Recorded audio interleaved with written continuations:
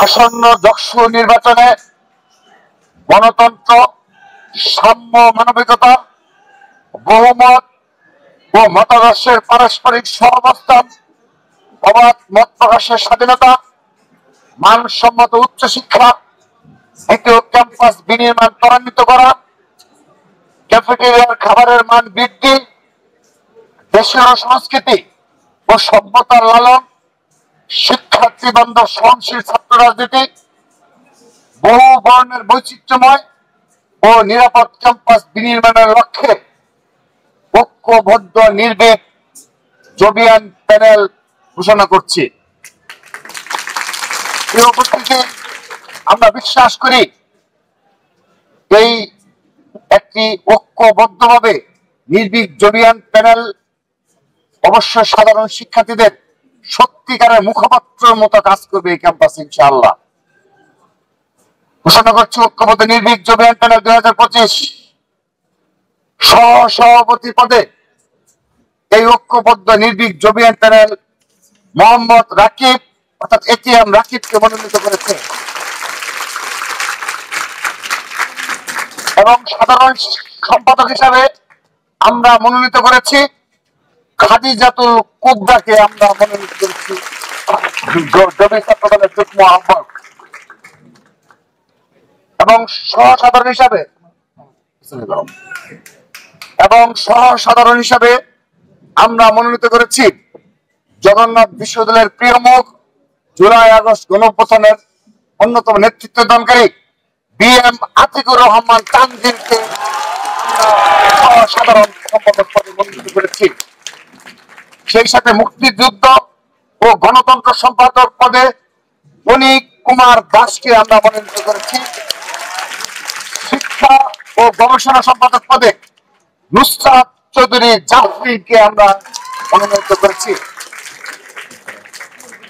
বিজ্ঞান ও প্রযুক্তি সম্পাদক পদে মোহাম্মদ মাশফিকুল ইসলামকে আমরা মনোনীত করেছি।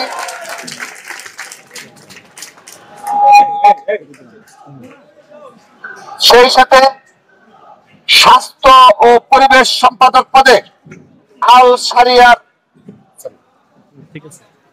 শারিয়ার শাওনকে আমরা মনোনীত করেছি। আইন ও মানবাধিকার সম্পাদক পদে অর্ঘ শ্রেষ্ঠ দাসকে আমরা মনোনীত করেছি। আন্তর্জাতিক সম্পাদক পদে মনোনয়ন পেয়েছেন অপু মুন্সি।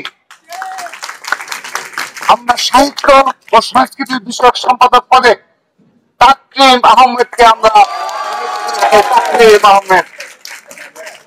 ক্রীড়া সম্পাদক পদে মোহাম্মদ কামরুল হাসান নাফিসকে আমরা মনোনীত করেছি। ক্যাপ্টেন মোহাম্মদ কামরুল হাসান নাফিস।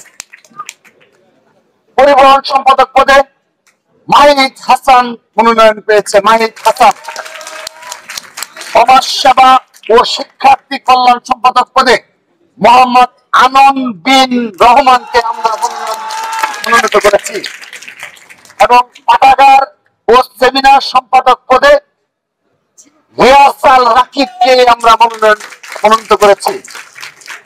সেই সাথে সদস্য পদে আমরা 7জন সদস্য, তার মাঝে আমরা 6 জন সদস্যের নাম ঘোষণা করছি, আরেকজনকে আমরা পরবর্তীতে আপনাদের জানিয়ে দেব। 1 নং সদস্য হিসাবে ইমরান হাসান ইমনকে আমরা মনোনীত করেছি। ইমরান হাসান ইমন 1 নং সদস্য পদে এই প্যানেল থেকে ঐক্যবদ্ধ নির্ভীক জবিয়ান প্যানেল থেকে ইমরান হাসান ইমন আমাদের প্যানেল থেকে নির্বাচন করবেন।